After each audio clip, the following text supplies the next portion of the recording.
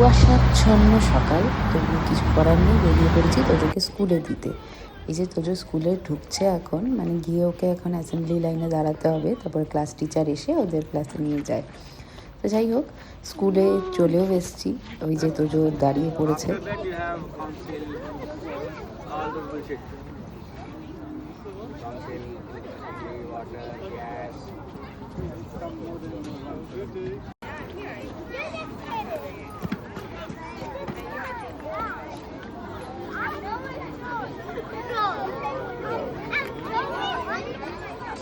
By.